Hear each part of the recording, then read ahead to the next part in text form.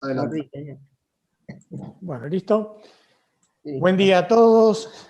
Mi nombre es Jorge Gorodokin. Tengo el placer de conducir esta actividad de la Secretaría Científica. Me Bueno. acompañan Florencia Groisman y el licenciado Matías Luzuriaga, que van a recibir las intervenciones y las preguntas de todos ustedes a través de Facebook y de YouTube. La actividad de hoy, punto de inflexión del diván a lo virtual, es una invitación a reflexionar sobre los cambios que han modificado nuestra práctica y que nos convocan a profundizar la clínica y la teoría. Nuestra cultura se caracteriza por enfrentarnos con la idea de cambio como una constante. Esto nos llevó desde hace tiempo a cuestionarnos sobre los encuadres rígidos y las teorías definitivas. La virtualidad ya era parte de nuestra práctica clínica, pero como todo lo nuevo, surge desde los márgenes sin ser totalmente aceptado e incluido en nuestra formación.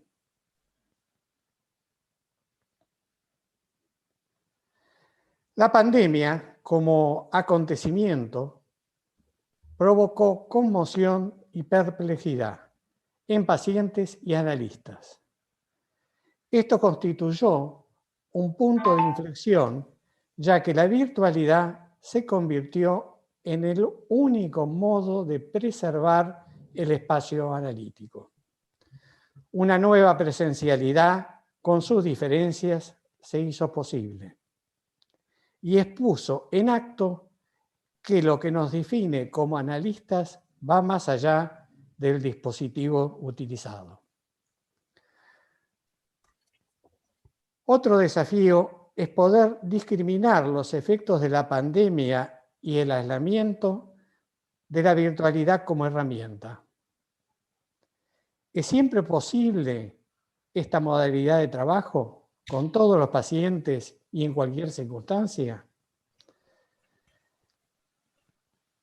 Otro elemento, la virtualidad permitió además ampliar las posibilidades de difusión del psicoanálisis en los distintos ámbitos de la sociedad. Bueno, voy a presentar a los panelistas que nos acompañan el día de hoy.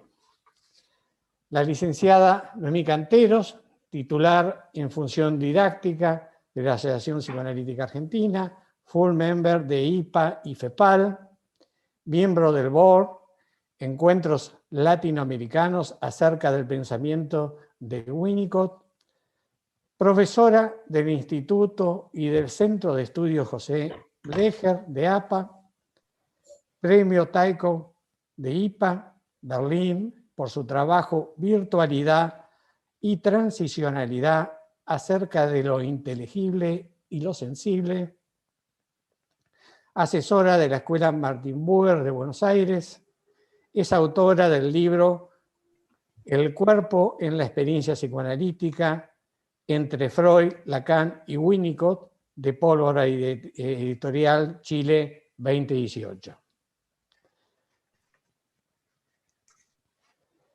La doctora Hilda Katz, PhD, licenciada en Psicología de la UBA, miembro titular en Función Didáctica y profesora de seminarios de APA, coordinadora de espacios de investigación, BION y capítulo Lo Infantil, guionista de Mi película Candela y Crímenes Perfectos. Tiene publicados libros sobre tatuajes, autismo y psicosis infantil, fanatismo, parentalidad y una serie de 5 tomos sobre pandemia con colegas del país y del exterior. Es artista plástica y escritora. El doctor Marcelo Tollos, psicoanalista, miembro titular en función didáctica de la Asociación Psicoanalítica Argentina, full member de IPA miembro de la Comisión Científica de APA 2020-2023, autor del libro Sustancia Freud, el lugar del psicoanálisis en la ciencia, coordinador del grupo de investigación Los rasgos de la singularidad en la práctica del psicoanálisis, el estilo. Bueno, le voy a dar la palabra a la primera panelista, Noemí, cuando quieras. Bueno, buen día a todos, muchas gracias Jorge. Bueno, gracias a los panelistas con los que compartimos la mesa, por la posibilidad de la comunicación y del diálogo, y gracias a los colegas que nos acompañan y que nos ayudan en la comunicación también con la gente que entra o puede entrar por YouTube. Bueno, voy a empezar lo que les traje a partir de la idea de la situación de desvalimiento traumático en Freud. O sea, quiero que lo tengamos presente. No es que me voy a desplegar, es imposible. Pero tomo eso en mi pensamiento y en mi práctica, es una de las, digamos, de los conceptos que me vienen resonando hace mucho tiempo. Y en relación al tema de la angustia empezó todo esto, tema que me ha interesado y que he investigado bastante.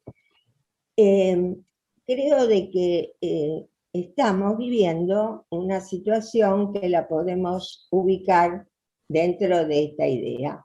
La situación de desvalimiento traumático como la vivencia de vivenciar algo que de alguna manera nos sobrepasa y que de alguna manera atenta con efectos de desubjetivación, podríamos decirlo.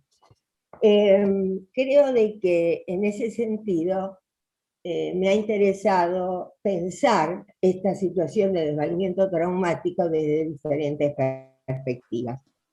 Lo pensé con Winnicott muy mucho, lo pensé con Lacan a partir del sentimiento, sí, valga el lapsus, del tema de la angustia. Y bueno, quiero que lo tengamos como resonancia, propongo traerlo todo esto como resonancia del trasfondo del momento en que vivimos como analistas, que vivimos como personas que habitamos el 2021. Esto ya lo venimos escuchando mucho. Quiero traer un acento en Winnicott que me parece que en este momento es relevante, y es el valor de la sensibilidad del analista. Es un concepto que, tomando lo que dijo Jorge recién, está en los márgenes, creo. Está en los márgenes. El tema de la sexualidad freudiana, que considero que es fundamental, está en el centro, está instituida. El tema de la sensibilidad se viene trayendo, pero en mi modesta opinión, y esto lo quiero compartir y dialogar, ahora probablemente vaya teniendo otro peso. ¿Por qué? Quiero destacar el valor de la sensibilidad en la escucha del analista como herramienta para el abordaje de lo traumático, de todo aquello que nos enfrenta en la clínica con situaciones transferenciales que las podemos decir aquellas que están más allá de la represión. Como se dijo recién y se dijo tanto, fue las discusiones acerca de las bondades y de los defectos de la atención virtual, de pronto se interrumpieron frente a una realidad que se imponía. La podemos centrar en esta frase: es lo que hay. O sea, hizo corte con los debates porque era la manera de trabajar y era la manera de establecer contacto con los otros, con todos los seres queridos y con el mundo, digamos. En este momento estamos en un segundo momento donde, digamos, en un entre, hablando con Winnicott, lo presencial y continuar con lo online. Para algunos. Para muchos no pensamos todavía, en los cuales me incluyo, lo presencial como posibilidad, pero lo vislumbramos ahí como horizonte posible. Creo que cada uno de estos momentos que atravesamos nos enfrentó con matices diferentes.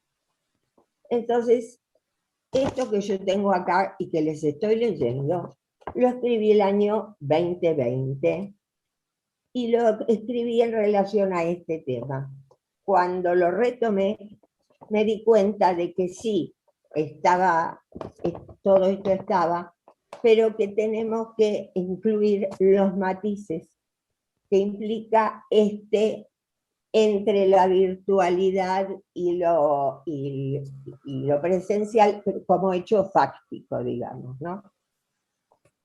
El tema de la virtualidad y lo presencial lo he trabajado en ese trabajo virtualidad y transicionalidad que citó Jorge, y justamente lo que enfoqué a partir de esa temática era entre lo sensible y lo inteligible, o sea, lo que sería la actividad mental. En Winnicott es la mente, y Winnicott, cuando habla del cuerpo, habla de psique, soma y la mente, digamos. La escisión mente, psique, soma es un enfoque que también me ha resultado interesante para enfocar la situación de desvalimiento traumático y la necesidad de implementar lo virtual ligado a los desarrollos de la mente humana, y lo que implica el encuentro humano, que sería lo que pone en juego inevitablemente una especie de contacto que alude e implica a la sensibilidad. La idea de identificación sensible en Winnicott, si uno lo lee y profundiza y entiende el trasfondo, lo ve como algo de una enorme actualidad. Tiene que ver con el tema de la llegada al otro. Y esto trasciende la llegada al otro, sea hoy, sea en lo presencial. O sea, hay algo que es lo que uno dice, el contenido de lo que dice, y hay algo que alude al cómo lo decimos. En ese cómo, en el tino, el tacto, el sentido de la oportunidad, el ritmo entre la palabra y el silencio, ahí se juega algo que, así diríamos, el clima del encuentro. Entonces, esta dimensión es la que me parece que tenemos y se nos ha hecho presente y cayó para ser investigada, o por lo menos en mí despertó esa inquietud, ¿no? Entonces, a partir de ahí, pensé, y mejor dicho, corroboré un concepto, digamos, una idea que vine trabajando y que la he escrito y he desplegado bastante. El poder trabajar en la clínica entre la escucha sensible y la escucha de las producciones del inconsciente. ¿Por qué me parece importante, o por lo menos es mi perspectiva, hablar de este entre?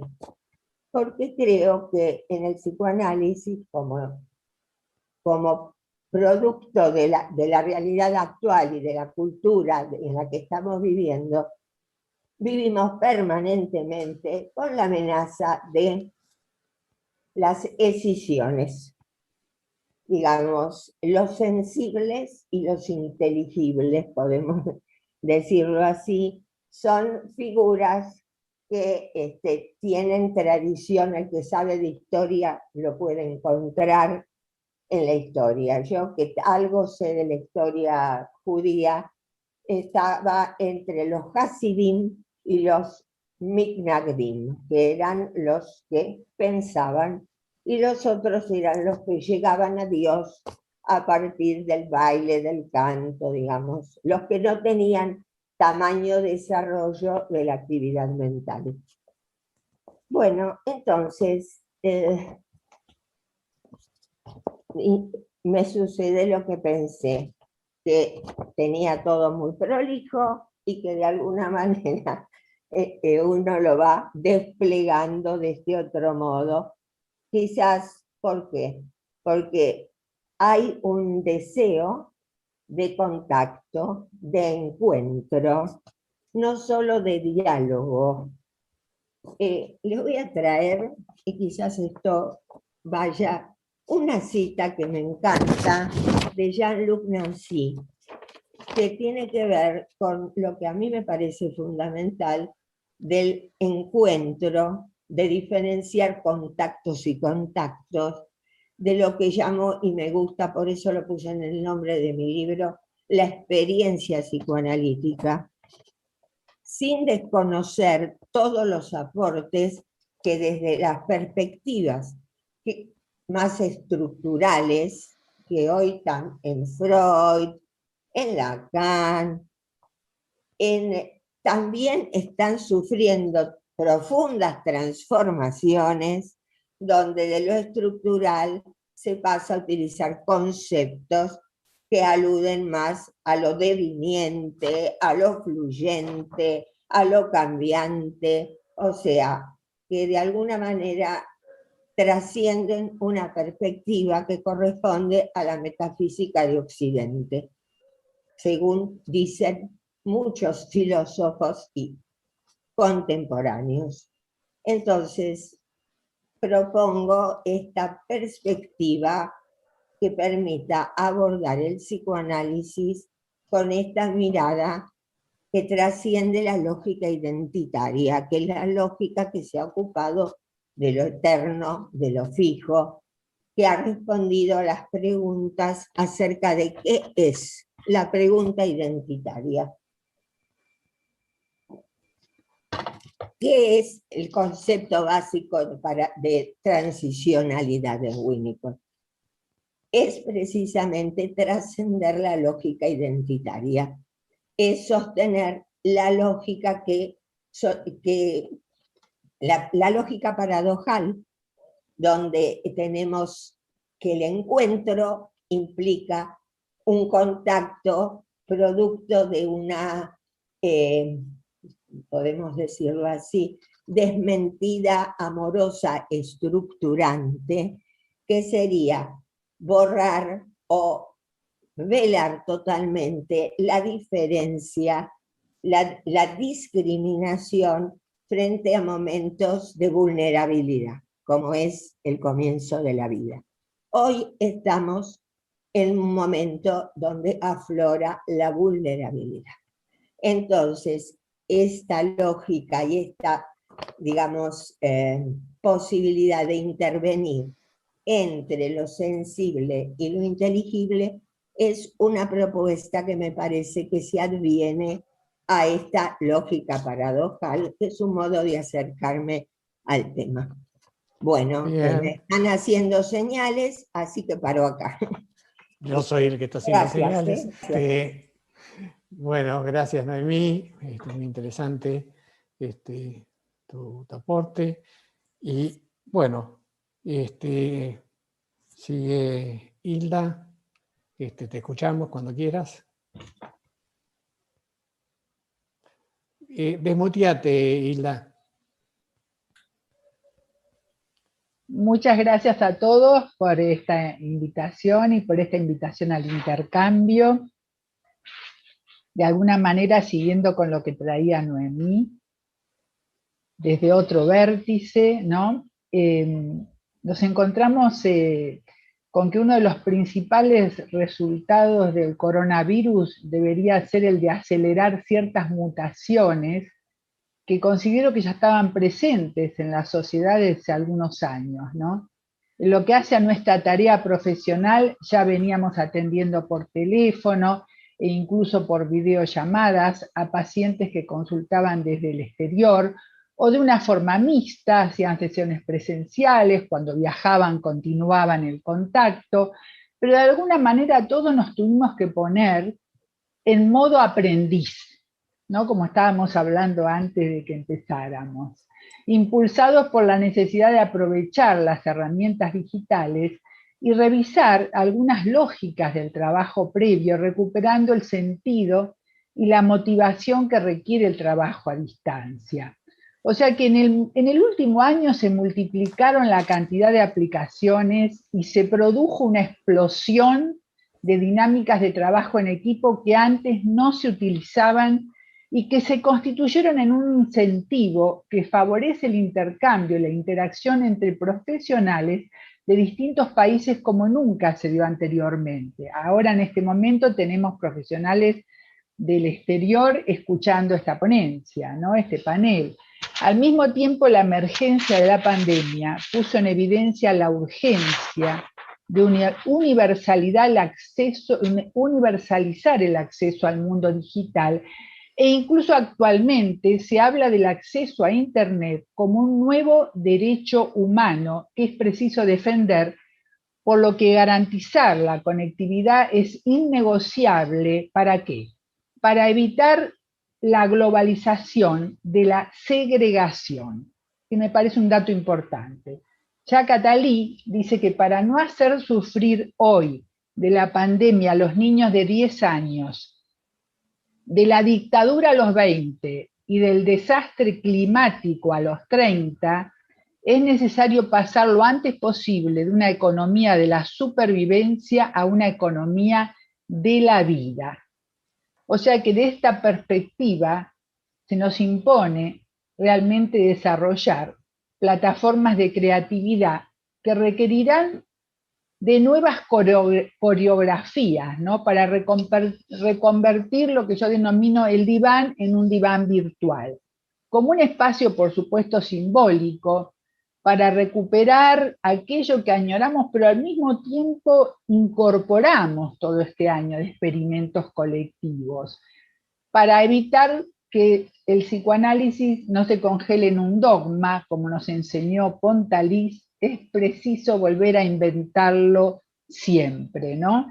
Y de este modo, partiendo de esta realidad distópica que nos atañe a todos, la idea es trabajar en conjunto como lo estamos haciendo, ¿verdad? Creando espacios para lo posible y aceptar con humildad que todas son conjeturas, ¿no? Con las que intentamos no dejarnos, ¿qué cosa? Colonizar psíquicamente por el virus y sus impredecibles consecuencias a corto y largo alcance, ¿no?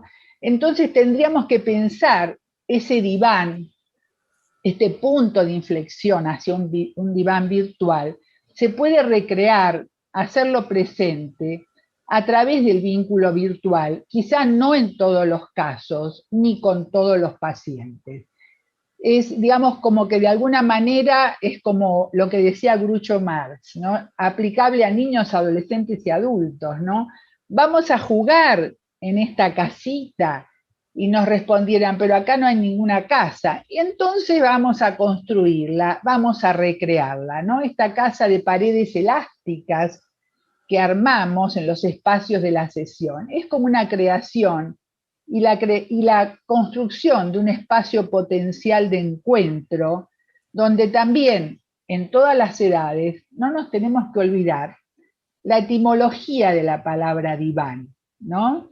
Que acorde a su etimología se refiere a una colección de poesías de uno de varios autores en alguna de las lenguas orientales, especialmente en árabe, persa o turco. Y entre los turcos, la palabra diván refiere al supremo consejo que determinaba los negocios de Estado y de justicia. Y también se incluía en esa palabra a la sala en que se reunía ese consejo. Incluso en persa la palabra loco y la palabra diván se parecen y puede pensarse en relación con la palabra dip, que designa a un demonio, ¿no? O sea que considero que ese diván se recrea y se vuelve a instalar en cada sesión, como un juego que implica ponerse en juego permanentemente, donde incluso en lo presencial también era necesario encontrarlo, restaurarlo y transformarlo en cada sesión. Por supuesto que son momentos que no podemos evadirnos ante el incremento de las patologías que atañen a la salud mental y sus imprevisibles consecuencias. Es decir, donde el otro es temido, se nos constriñe a tomar distancia de todo aquello que consideramos propio del humano, los afectos, el amor, la amistad, la pareja, los hijos, la familia, asistir a los enfermos, acompañar en los duelos. O sea que las personas fallecidas aparecen como estadísticas, huéspedes de un virus incontrolable, muertes que se producen en soledad. Y entonces nos tenemos que preguntar, ¿cómo puede llevarse eso a cabo sin que la subjetividad resulte perjudicada, dañada, sin el oxígeno que también necesita la subjetividad, el oxígeno que proveen los vínculos denostados por la necesidad de aislamiento? Lo azaroso, lo imponderable se hace presente cada día en ese pasaje del diván a lo virtual, donde hay un pasaje, como yo digo, de la intimidación inicial que todos sentimos a armar espacios de intimidad.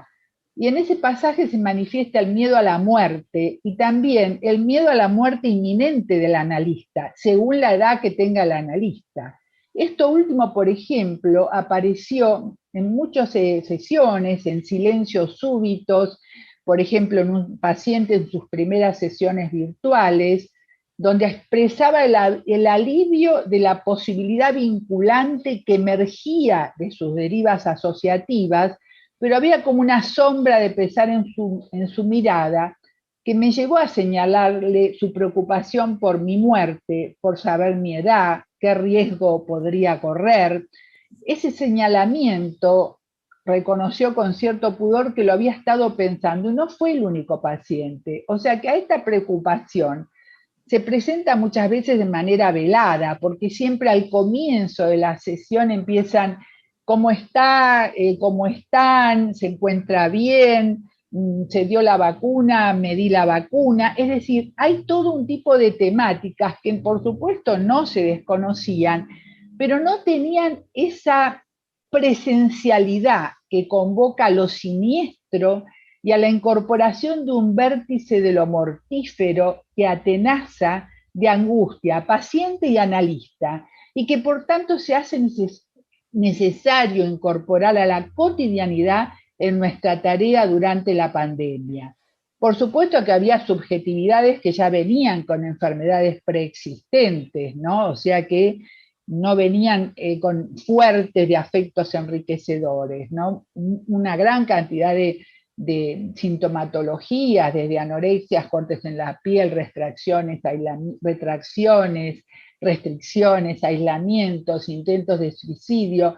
Por supuesto que son patologías que debido al encierro se intensificaron o dejaron de tomar la medicación.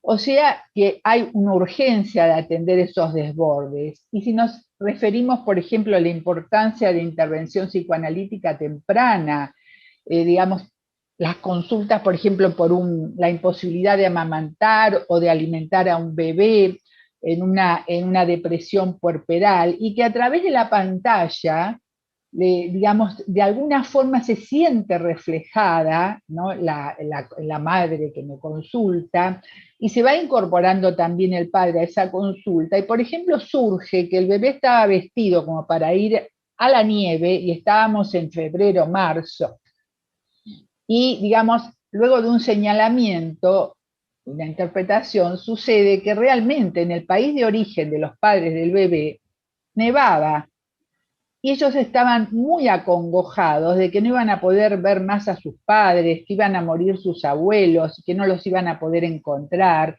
O sea que todo lo que afecta a la díada y a la tríada de alguna manera en una intervención virtual realmente es preventiva en esa delicada, digamos, equilibrio inicial de la estructuración psíquica. En otros casos, por ejemplo, madres con COVID que los separan inmediatamente del bebé, donde había que tratar de restaurar el vínculo, o padres que sentían que ese bebé dormía más de lo habitual que sus hermanos, ¿verdad? Es decir, todas esas dificultades que realmente el trabajo virtual puede ayudar muchísimo, al poder ser como una pantalla en la que puedan reflejarse, ¿no? Es decir, por ejemplo, por supuesto los tiempos de duración varían, tanto los niños pequeños, por ejemplo, pueden sentirse ayudados, establecer los binomios, los chicos juegan al fordá con el teléfono, lo esconden abajo de una silla, nos hacen aparecer, nos vuelven a hacer desaparecer, con el teléfono, es decir, cómo se va recreando. También se puede trabajar el juego de garabato de Winnicott.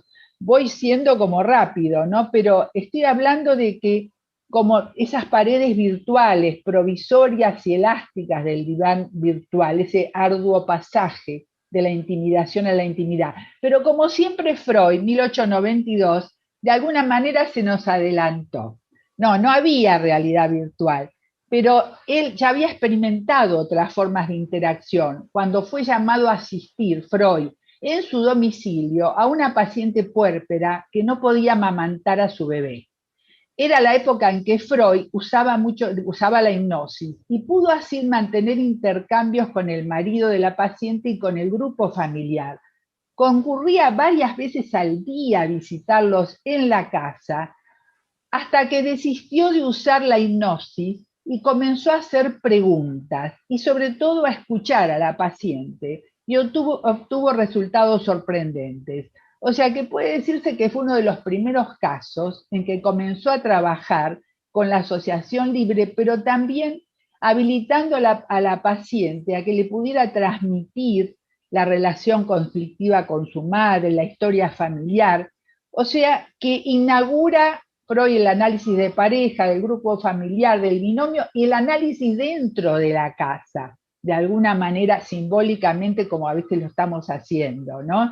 O sea que estos abordajes ya existían en nuestra contemporaneidad y adquieren con el establecimiento del diván virtual particular preponderancia de actualidad, porque aparte fue un tratamiento que Freud no hizo mucho tiempo, y que tiene también la característica de las consultas ahora. O sea que lo que yo quiero destacar es que Freud tuvo en cuenta la sociedad en que vivía y lo obvio, el sentido común, cuando respondió al llamado del padre de un bebé y concurrió a asistirlo varias veces por día. Sabemos que según las posibilidades económicas y las costumbres de cada grupo o clase social, se contará con recursos y espacios diferentes para poder afrontar la asistencia de los pacientes, porque estamos hablando de un trauma individual, social y colectivo, ¿no?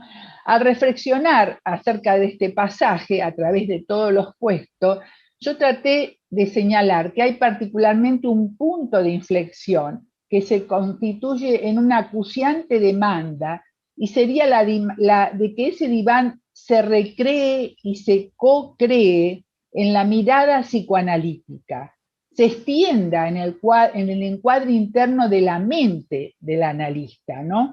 Como una forma de sostener las mutaciones cualitativas del presente, que se extienden al trabajo del consultorio, con todas sus innovaciones, en los distintos ámbitos, para tratar de recuperar el registro subjetivo que cada uno tiene de lo humano o de lo que todavía consideramos humanidad. Yo remarco esto porque de alguna manera cada generación de analistas tiene que tomar las teorías como puentes, ¿no? Y no como preconcepciones que encorsetan, sino como puentes para acceder a nuevos territorios de oscuridad como los que estamos atravesando. Muchísimas gracias. Bueno, muchísimas gracias, Hilda. Muy interesante. Marcelo, cuando quieras, tener la palabra. Demutate. Bueno, buenos días. También agradezco, en principio, a la Secretaría Científica por esta convocatoria, la posibilidad de estar compartiendo este panel con Hilda y con Noemí. También con Jorge, que marcó, me parece muy bien, la actividad con las palabras iniciales, marcó, me parece muy adecuadamente de qué se trata lo que tenemos que hablar.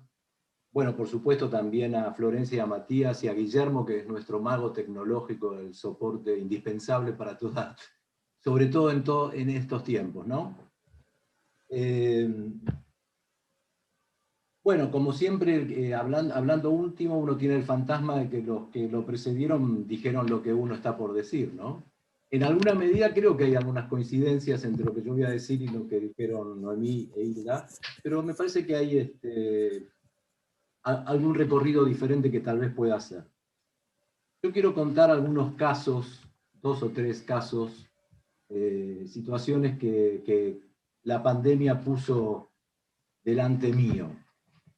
Uno es el caso de una paciente de muchos años de análisis, análisis en el setting tradicional, 2 o 3 veces por semana por momentos, diván prácticamente todo el tiempo, que cuando comenzó la pandemia, con bastante reticencia, aceptó hacer una primera entrevista, sería una primera entrevista por Skype, en la continuidad de su análisis, y resultó bastante difícil esa entrevista, y al día siguiente me llamó por teléfono y me dijo, esto me resulta insoportable, es como si yo tuviera mi sesión de un modo muy parecido a cuando enciendo el televisor para ver una serie de Netflix. No lo soporto, y efectivamente estuvimos casi un mes sin vernos, hasta que surgió a propuesta de ella la posibilidad de seguir trabajando por teléfono, sin imagen, y así seguimos hasta que se produjo la primera posibilidad de la vuelta a la presencialidad, que es digamos, la situación en la que continúa su análisis ahora. Otro caso que puedo contar es el mío. A mí me pasó que no tuve mucha dificultad en adaptarme al uso de los dispositivos, pero sí cuando 2 o 3 veces en los primeros meses de aislamiento estricto, que se llamaron ASPO, estamos también muy rodeados de siglas, ¿no? En todo este tiempo, esa fue ASPO. En ese tiempo, el tomar primeras entrevistas, el resolver pedidos de primeras consultas, que por otra parte eran en situaciones bastante urgencia en ese momento, me resultó difícil, y un par de veces desistí de hacer primeras entrevistas de modo virtual. Con el correr del tiempo y el aprendizaje y el entrenamiento que todos fuimos teniendo, esto me fue progresivamente siendo menos difícil, y hoy no tendría mucha dificultad en hacer una primera entrevista de modo virtual. El tercer caso que quería comentarles es evidentemente el más interesante. Es un paciente de unos cuantos años de análisis, cara a cara, 1 vez por semana, 2 veces por semana, según los momentos, un paciente obsesivo, con una intensidad sintomática muy importante, y que a partir de su paternidad, de que es padre por primera vez, más o menos unos 2 años antes de que comience esta pandemia, comienza a darse en la relación transferencial una progresiva complicación que va adquiriendo con el tiempo cada vez más las características clásicas que Freud definió en la reacción terapéutica negativa. Se fue instalando un clima de reacción terapéutica negativa, por momentos francamente paranoico, donde yo era un perseguidor por momentos insoportable, que hizo peligrar la continuidad del análisis. Estábamos en esa situación cuando comienza la pandemia, y casi como un caso que contradiría la teoría, como la paciente homosexual de Freud, la situación de reacción terapéutica negativa, esa atmósfera tan negativa y tan sofocante que nos estaba impidiendo trabajar, se fue disipando hasta desaparecer. Y sus síntomas fueron mejorando a tal punto que un año y unos meses de esa situación, estamos pensando en la posibilidad de que no muy lejos pueda estar la terminación de su análisis. Algo bastante sorprendente, pero así se dio, y les comento una situación que para mí fue muy aleccionadora, un día que trabajando por Skype, no por Zoom, trabajando por Zoom con él, no sé qué tipo de maniobra hizo en el dispositivo, que parece que la imagen mía en la pantalla adquirió la pantalla completa, tomó la pantalla completa. Y lo que dijo en ese momento fue, qué extraño me resulta, perdón, al revés, la imagen de él tomó la pantalla completa y la mía quedó en el cuadradito ese que hay arriba o abajo chiquitito en el Zoom. Entonces lo que dijo fue, qué extraño me resulta verme más grande que vos. Y inmediatamente parece que modificó la situación y nos puso a los dos iguales, o tal vez a él más grande y a mí más chico. Y eso creo que puede permitirnos pensar que a veces estos dispositivos permiten armar un marco que limite la imagen de una manera que sea más transitable, y en este caso que le permita achicarme de algún modo a mí, que había adquirido una dimensión insoportable en aquellos tiempos tan persecutorios para él. Por supuesto que esto tiene una cantidad de detalles que nos permitirían pensar que no es el momento de darlo, ¿no? En definitiva, como ejemplo, yo creo que apuntan a algo que me parece muy importante decir, que de algún modo mis colegas tomaron antes, que es que estamos todos hemos estado durante este año y pico realizando un gran esfuerzo de adaptación.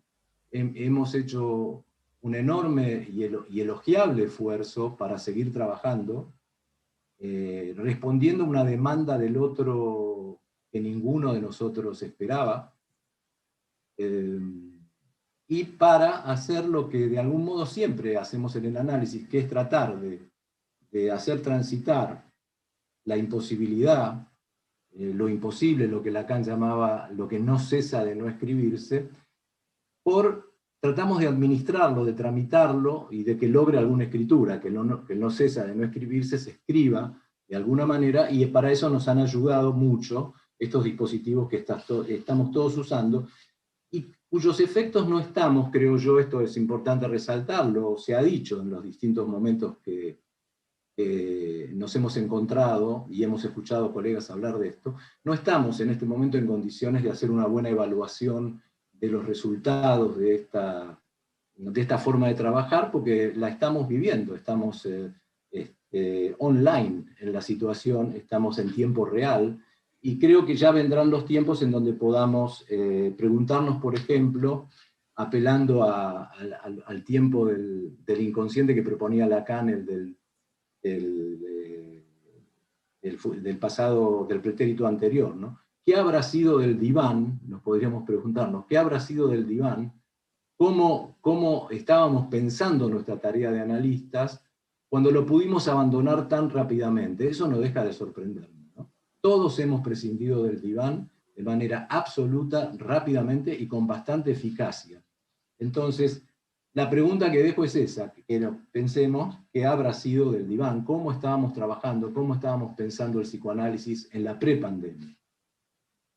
Con respecto a la virtualidad, tema que ha sido tocado por mis colegas de manera muy elocuente, con distintas perspectivas, yo lo que podría agregar es que creo que la virtualidad tiene que ver con el psicoanálisis desde Freud, tiene que ver con referencias teóricas centrales del psicoanálisis. No nos olvidemos que el aparato psíquico que Freud inventa es un aparato virtual, es un aparato donde él trata de alojar la experiencia onírica en un dispositivo que se le ocurre que sea nada menos que un microscopio, y sobre esa base comienza a elaborar su metapsicología. 30 y pico de años después, Lacan vuelve a usar el modelo óptico y vuelve a usar la figura de lo virtual para entender como él quiere entender al yo y diferenciarlo, dándonos esa oportunidad tan rica de trabajar en esa diferencia entre el sujeto del inconsciente y el yo.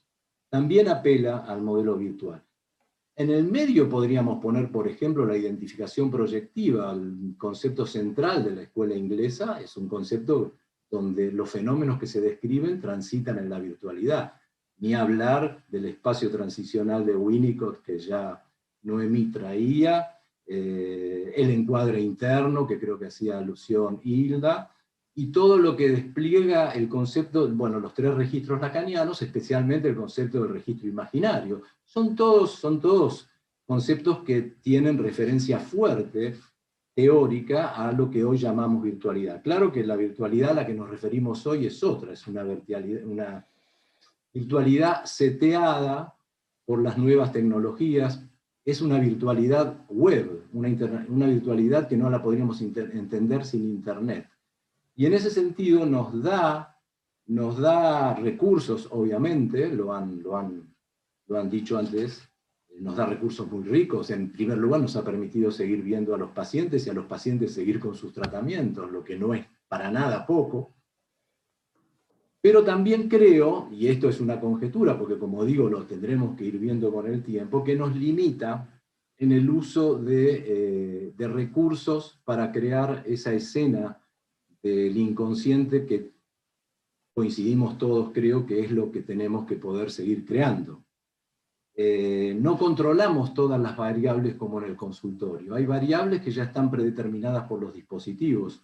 Son muy ricas, son muy divertidas a veces, y nos despliegan mucha curiosidad, pero no las podemos, nos limitan de algún modo la creatividad que nos da el encuentro presencial.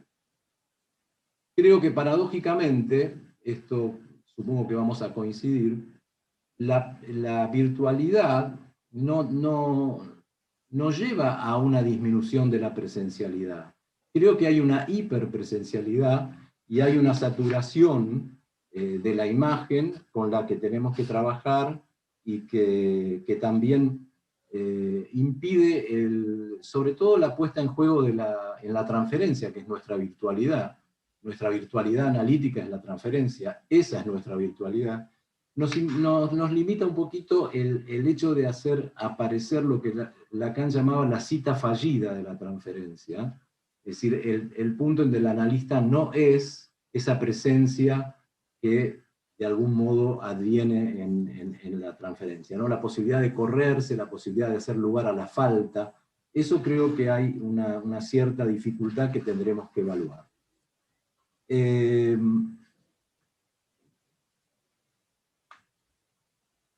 Para terminar, ya que me están pidiendo que termine, lo que en alguna intervención del año pasado, aludiendo a estas dificultades que acabo de mencionar, yo llamé la simetrización, la tendencia a la simetrización que provoca la virtualidad en las pantallas, en las lecturas que fui teniendo en el curso de este año, del año pasado y de este año, me ha aproximado un autor que yo leo frecuentemente, que se llama César Aira, un escritor, la posibilidad de seguir pensando en este efecto de simetrización, como la necesidad de estar alertas, yo diría, a que no nos contamine, que no nos intoxiquemos mucho con lo que él llama la proxidina. La proxidina es una droga que él hace intervenir en distintas novelas, sobre todo en una que se llama La Villa, y que él la define como la droga del acercamiento, la droga que acerca todas las cosas a sí mismo. O sea, uno, bajo los efectos de esta droga, perdería ese espacio que estuvimos tratando de pensar en donde aparece, entre otras cosas, no solo la ficción en la literatura, sino el sujeto del inconsciente en el psicoanálisis. Entonces, para terminar, diría, tendremos que cuidarnos un poquito de la proxidina, de los efectos de la proxidina en esta virtualidad, y termino con una cita donde él define a la proxidina, y dice: la novela de hoy, podríamos decir, el psicoanálisis de hoy, es un psicoanálisis de acercamiento. Él dice que ha triunfado la proxidina en la novela moderna, y que esta droga que acerca todas las cosas a sí misma, de algún modo ha triunfado en una mirada crítica que él tiene, digamos, de la novela moderna. Y termina diciendo: la novela, es decir, el psicoanálisis, no es solo la narración de una historia, sino la construcción de la escena de una historia.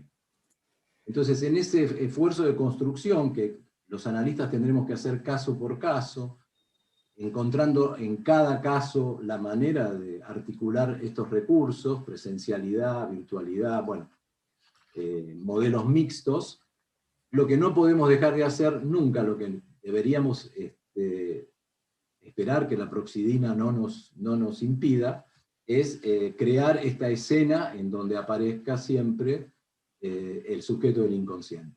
Mientras podamos hacer eso, creo que todos los recursos son bienvenidos y los deberíamos seguir utilizando. Bueno, muchísimas gracias, Marcelo. Ya que vos lo mencionaste respecto a que te tocó último, yo voy a tomar algo que dijiste primero. Me refiero al esfuerzo, y que les agradezco a todos el enorme esfuerzo que significa abordar un tema como este, porque estamos atravesando, estamos online, como dijiste vos, en este momento. Estamos acostumbrados como analistas a pensar las cosas en la posteriori, no en el momento en que están transcurriendo. Y estamos atravesados con posibilidades y limitaciones que este momento trae, y realmente es un esfuerzo muy grande. Otra de las cosas que dijeron que me parece importante es este tema de que ha precipitado cambios de una manera tan repentina y tan brusca, y que pudimos hacerlo, ¿no? Que esta pregunta, ¿no?, que te hacía respecto al diván, y abandonar el diván y tener, abocarnos al trabajo y recrear como decía Hilda, ese diván en la mente del analista y usando la tecnología, los recursos tecnológicos. Me parece que hay muchos puntos muy, muy interesantes.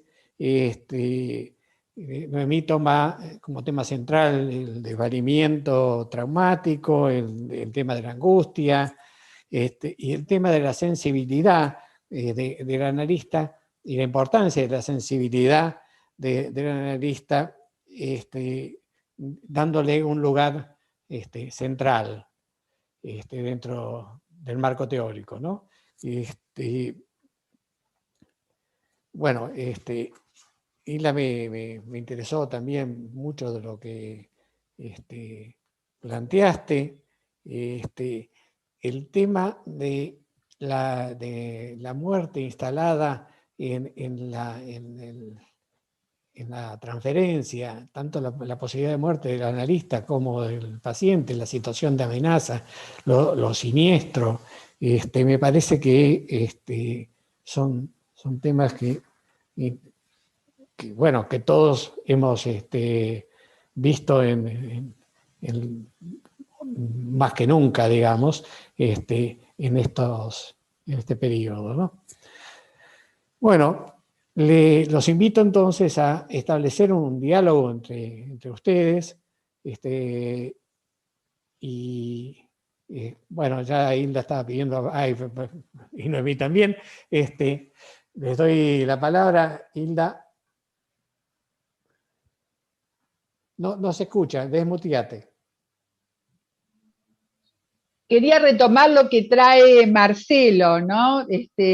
Tollos, porque, digamos, del trabajo que estamos haciendo, y, digamos, algo que yo llamo que se agrega a nuestra tarea, ¿no? Este esfuerzo del que habla Marcelo, muy cierto, ¿no?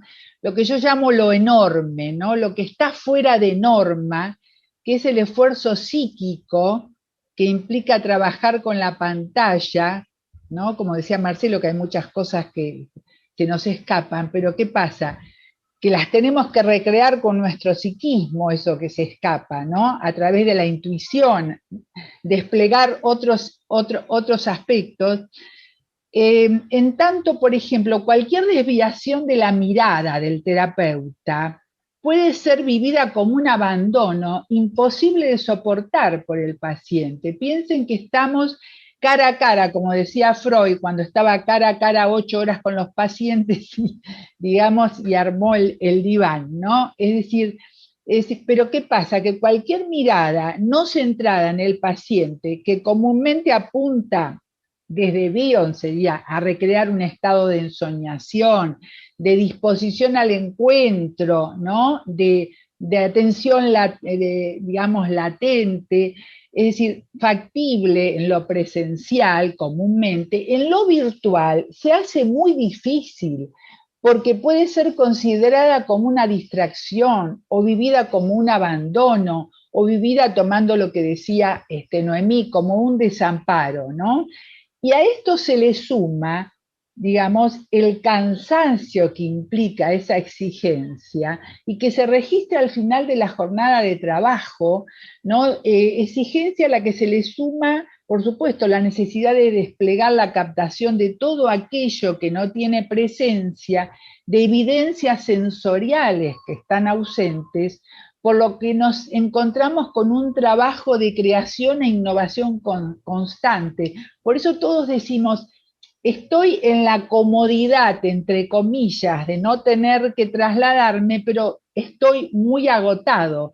Y yo creo que se refiere a esto de lo enorme, de lo fuera de norma, que tenemos que crear y recrear permanentemente, con diferentes grados de éxito, ¿no? Como decía Marcelo también, en algunos casos se puede, en otros no, y que nos deja como ese cansancio de esa mirada donde, bueno, la atención flotante, la ensoñación, o como quieran llamarle, inmediatamente se la vive como que uno está pensando en otra cosa o está mirando el celular, por ejemplo, ¿no? Es decir, es un esfuerzo importante y nos demanda, como vos decís, Jorge, una especie de plasticidad y de agilidad frente a las mutaciones accidentales del presente, que este era un concepto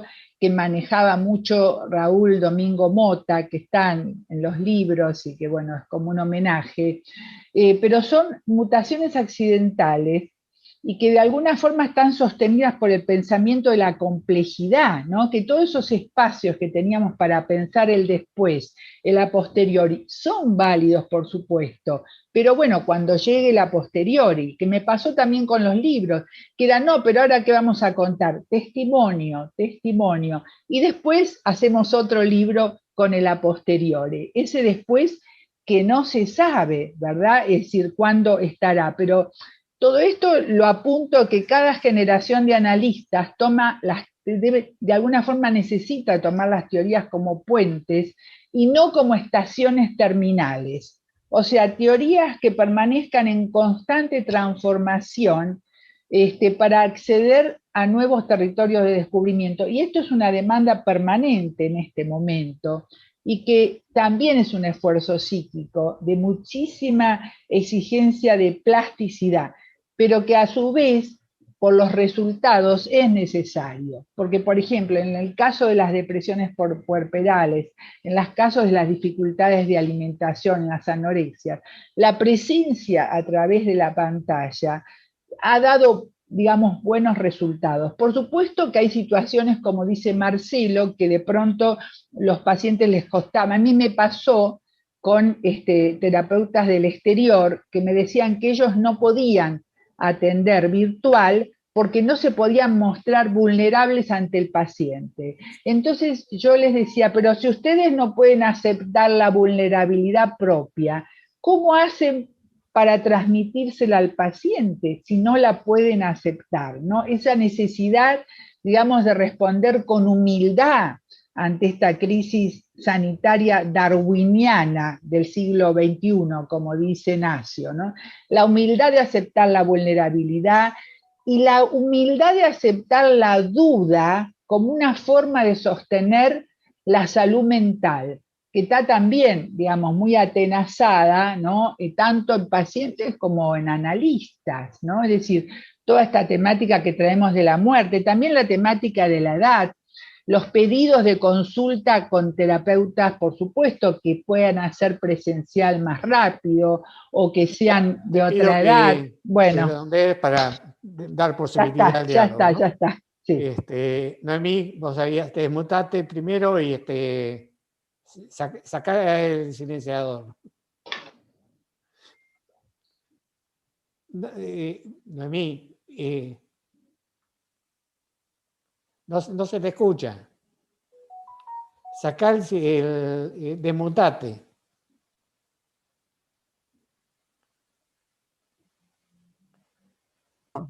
Ahora me perfecto. Desmuté, menos mal.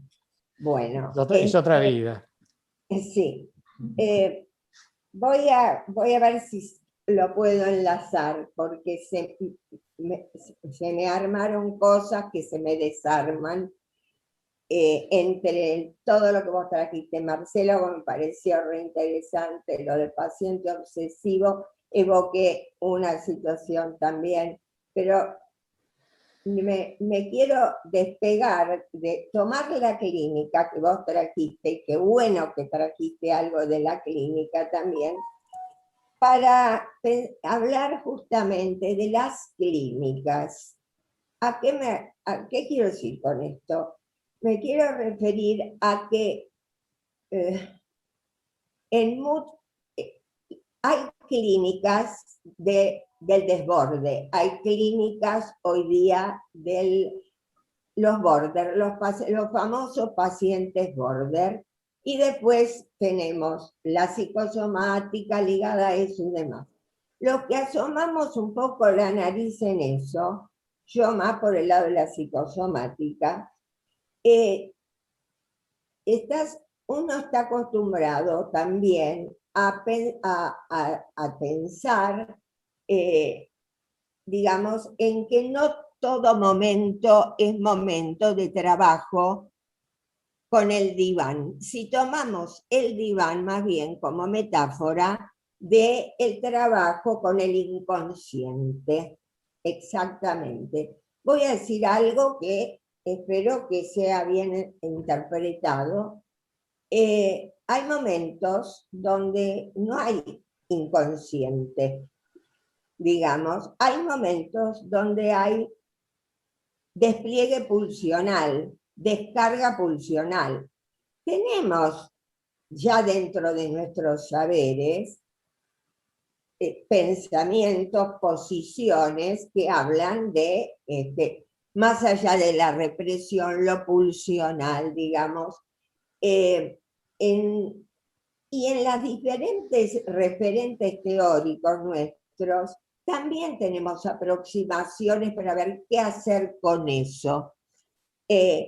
La frase esta que aparece, ahora tenemos que pensar en términos no identitarios, sino qué es psicoanálisis, que sería el trabajo con el inconsciente.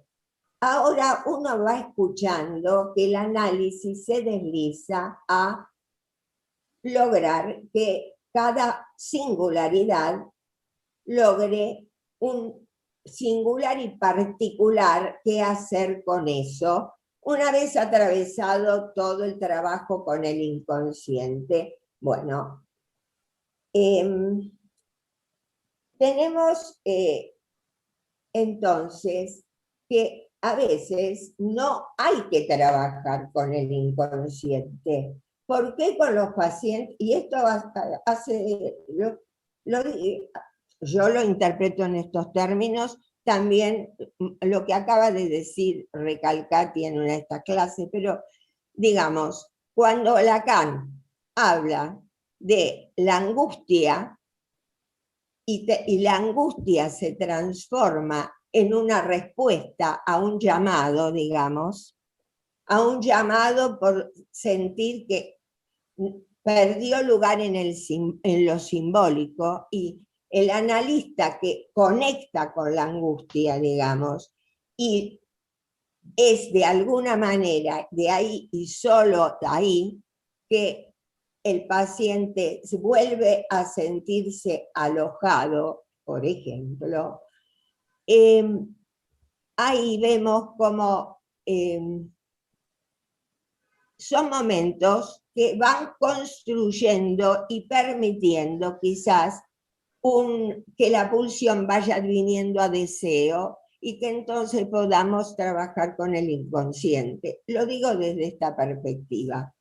Con Winnicott pienso de que el juego del garabato es una puesta en acto en un juego de ese qué hay que hacer con eso. O sea, ahí no estás trabajando, eso es una primera entrevista.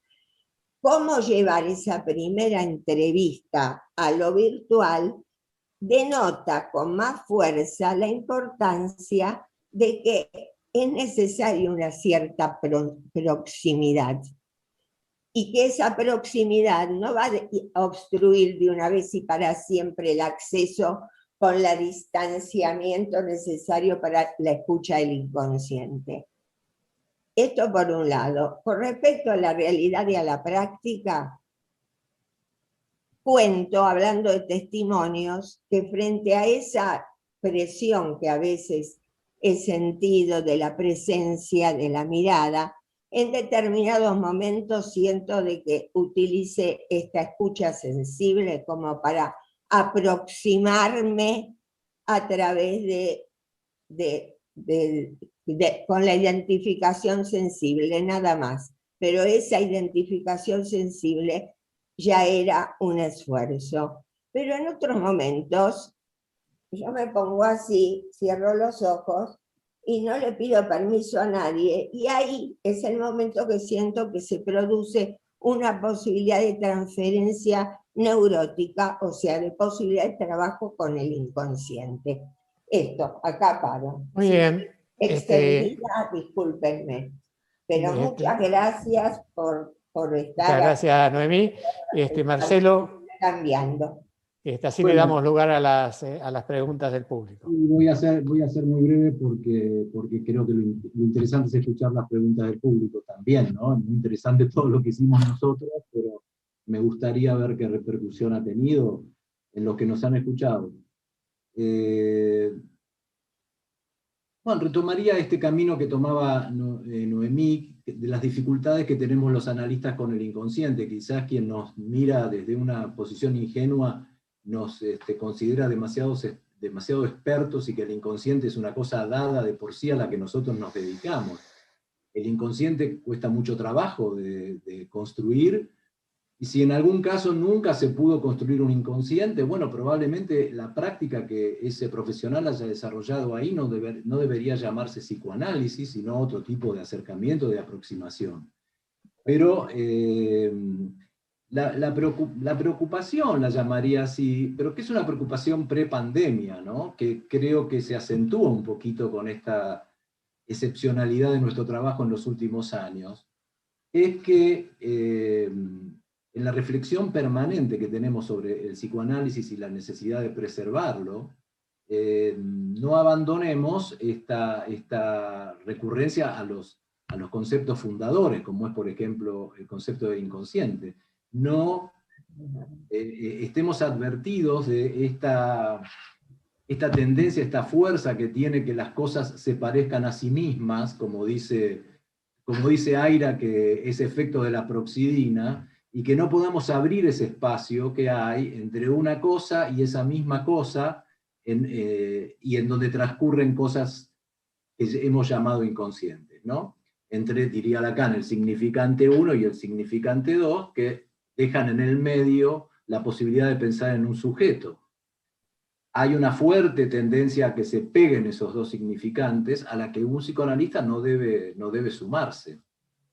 Entonces, yo en un trabajito que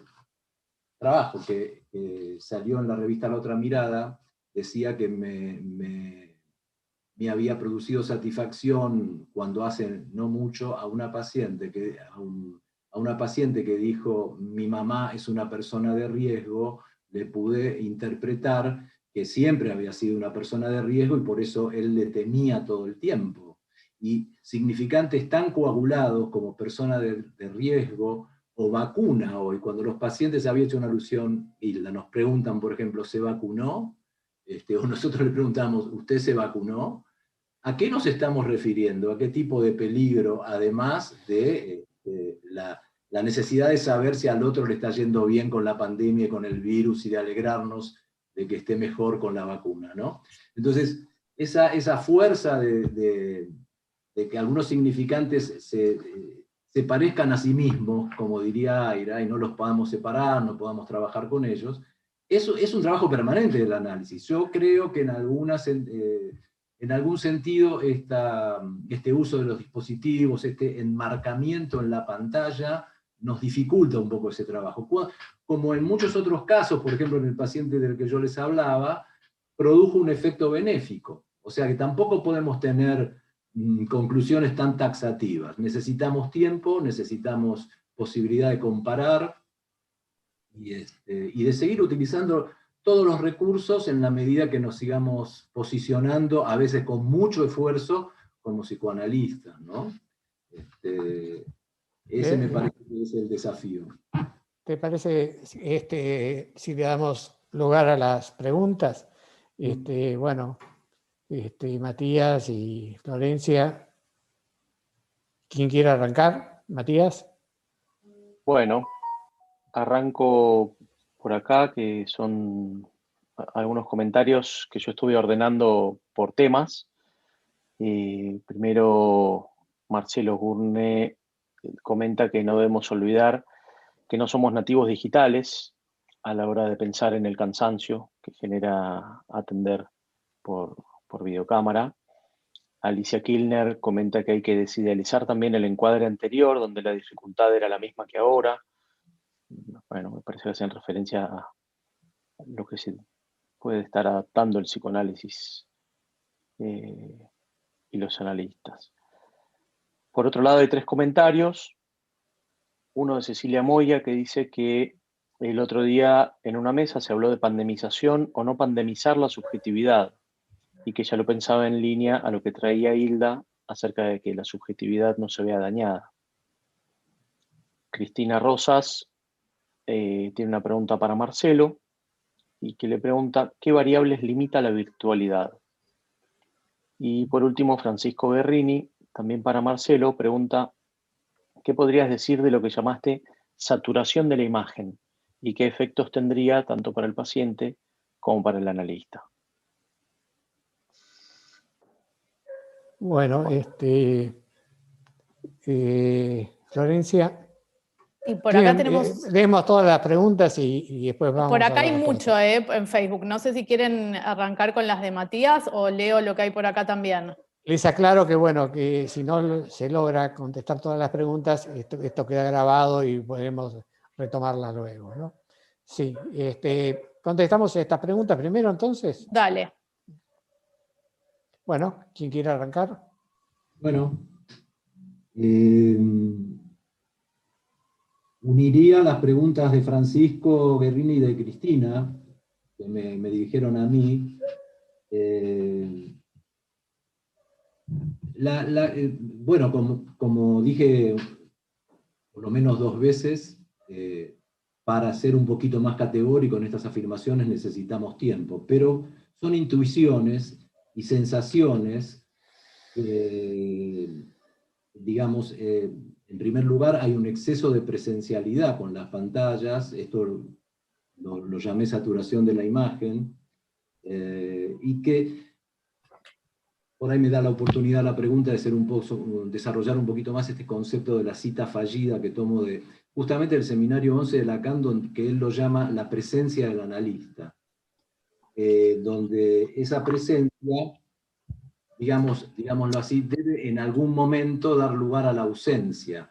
Esta hiperpresencia, de algún modo, que ha sido comentada por Hilda sobre todo, el problema de la mirada que nos genera la pantalla, la reconfiguración de la función de la mirada que nos genera la pantalla, todo esto lo tenemos que pensar más, hace que me parece a mí que ese corrimiento en donde el analista dé lugar a su propia ausencia para que se pueda desplegar el discurso del inconsciente, para lo cual, por supuesto, es primero condición de que haya una presencia suficiente, una presencia que sostenga y que permita que en un momento se produzca ese corrimiento,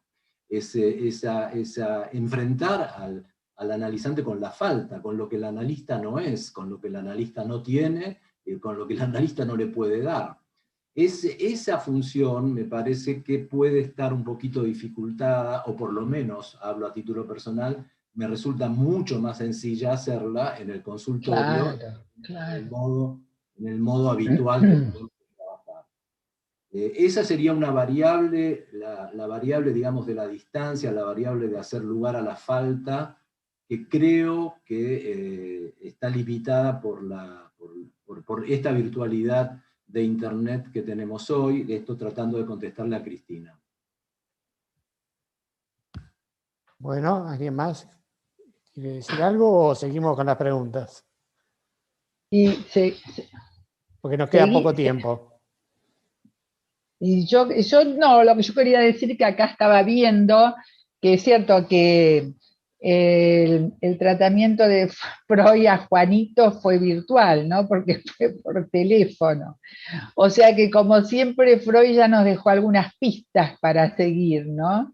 En ese sentido, ¿no? Como una respuesta a algo que vi en el Facebook a tener en cuenta. Y también es cierto que con respecto a la posteriores es absolutamente de acuerdo, pero no tenemos que olvidarnos de, como dije antes, ¿no? De las mutaciones cualitativas del presente, que donde nos hemos trocado el rumbo desde el paradigma iluminista de apuntar a una causa princeps y a un determinismo lineal para desembarcar en los paradigmas complejos de la complejidad, multicausales, ¿no? Con zonas de incertidumbre y con un real inaccesible, como dice Marcelo Viñar, que toma lugar en el ombligo del sueño. O sea que estamos en algunos momentos en algo así como entre dos eras, ¿no? Hermann Hesse habla de aquellos que están atrapados entre dos eras y tienen que, no hay acceso, digamos, a un consenso, ¿no? Es decir, en lo que se hace o cómo se hace. Yo creo que esto es fuerte, es importante, ya lo venían de alguna manera anunciando también en lo que hace a toda la problemática de los virus y las bacterias, como nos dijo, bueno, no Seguimos. sé si puedo. Sí, seguimos con las preguntas. Florencia. Sí, acá estamos. Hay muchos saludos desde México, de España, del interior de Córdoba. Bueno, muchos rescatan de Noemí el concepto de traer el concepto de sensibilidad como herramienta. Celia Chama dice, muy buena la exposición de Noemí Canteros, la inclusión del concepto de la sensibilidad como herramienta para el abordaje de lo traumático. Preguntan, ¿no piensan que la asociación libre se ve facilitada? Después Perla Wernick dice que interesantes conceptos, convertir las restricciones producidas en esta época en un valor importante y positivo, por ejemplo la introducción forzada de los elementos que permite la comunicación. Claudia Borenstein dice el diván interno, interesante idea que surge de la idea del encuadro interno. y dice respecto de lo que cuenta Marcelo, que obliga a pensar en las ventajas del encuadre virtual y la posibilidad de que sea una indicación para el psicoanálisis. Pregunta a la mesa qué piensan de esto, no solo disipó la respuesta la RTN, sino que el paciente se acercó a la curación. Jorge Canteros dice muy interesante la mesa y los integrantes de esta mesa, felicitaciones a ellos, retomando el valor del concepto de juego en la clínica y la importancia que Noemí le otorga, quería tomar la expresión poner en juego y que entiendo implica la presencia de lo real y en el presente el miedo a la muerte del analista a la que aludió Hilda. Silvina Efron pregunta, ¿el diván habría sido reemplazado por las llamadas sin videos? Amalia Sochi dice, la gran diferencia con las experiencias hechas anteriores a la pandemia es que en este caso, paciente y analista, estamos inmersos en igual contexto de riesgo y muerte.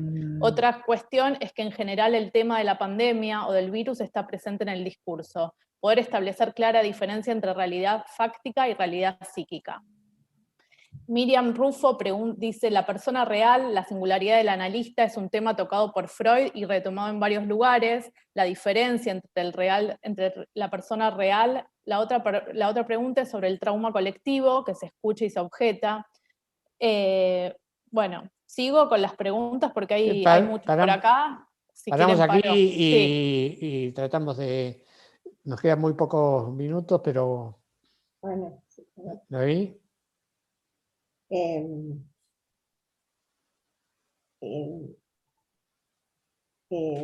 Las llamadas sin videos, empiezo por ahí.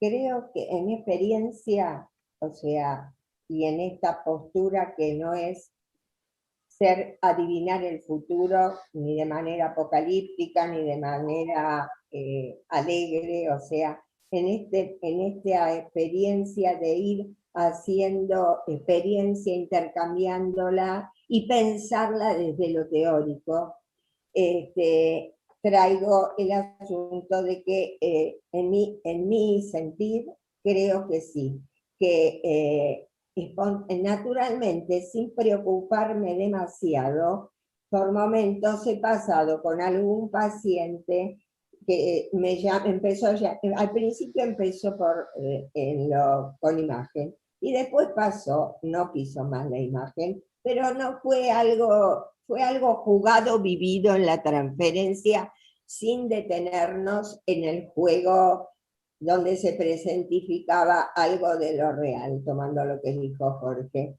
Y bueno, y de pronto seguimos, y lo que sí me aconteció es que eso me permitió una escucha del inconsciente, pero también eso me lleva a decir de que esa es una paciente más neurótica, no es una paciente que viene con una constitución subjetiva basada en lo traumático, del desvalimiento traumático. No es una paciente donde hubo falta de respuesta a la demanda de amor. Cuando es fuerte la falta de respuesta de la demanda de amor, creo que es otra manera de aludir a esa estructuración basada más en lo traumático. ¿Alguien más quiere? Sí, dale, Marcelo.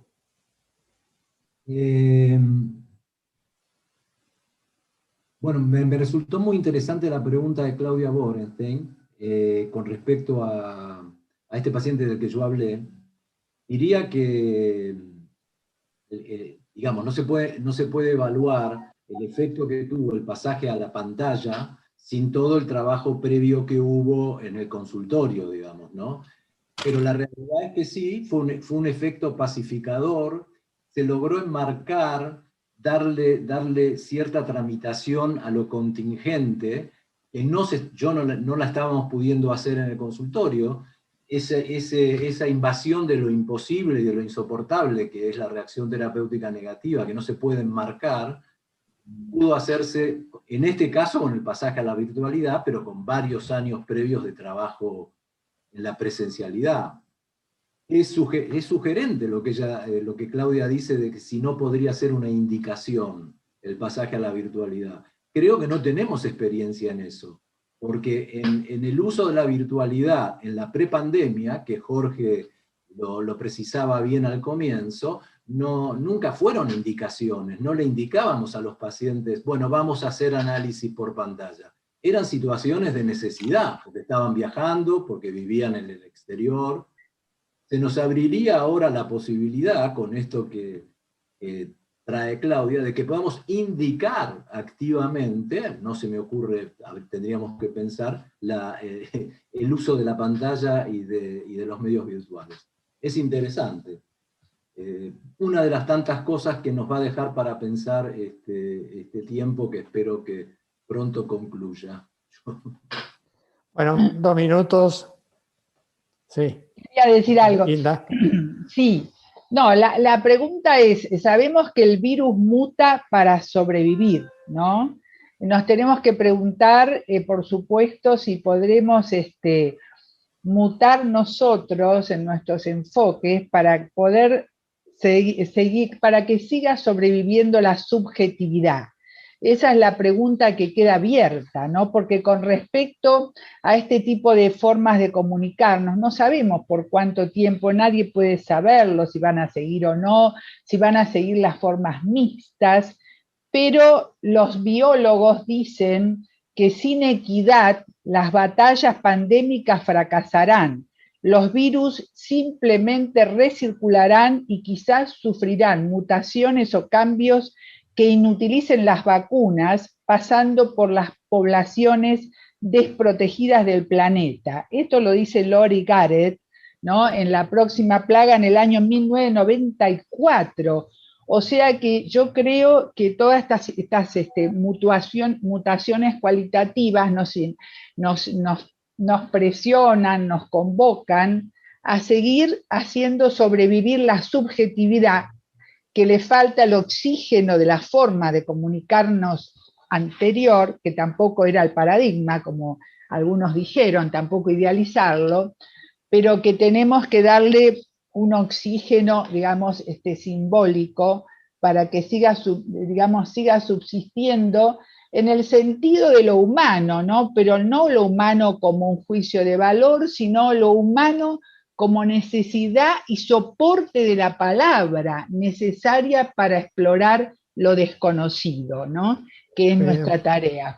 Muchas gracias. Bueno, les quiero agradecer a los panelistas, me pareció muy interesante todo lo que trajeron. Un agradecimiento especial a Matías y Florencia por su aporte, y también a Guillermo y su equipo, muy agradecido. Sin él, la verdad, nada de esto sería posible. Sí, nada. Como todos sabemos. Bueno, terminamos entonces la actividad y bueno, hasta la próxima. Muchísimas gracias a todos. Gracias a todos. Chao. Y gracias a la audiencia que nos siguió. Nos están acompañando y escuchando. Y a Matías y Florencia, que tenían que organizar todo también. Gracias, Florencia, que los acabo de conocer. Y que A Guillermo Amor. Bueno, él Muy tiene bien. mucho agradecimiento. Tenemos que seguir intercambiando. Gracias, Marcelo. Chao. Las Jorge. hay preguntas que van a quedar grabadas y Sí, vamos me a poder interesa. contestar luego. Ok. Sí, Ok. me quedé con Alicia, que quería decirle algo a Alicia, pero ya se lo voy a decir.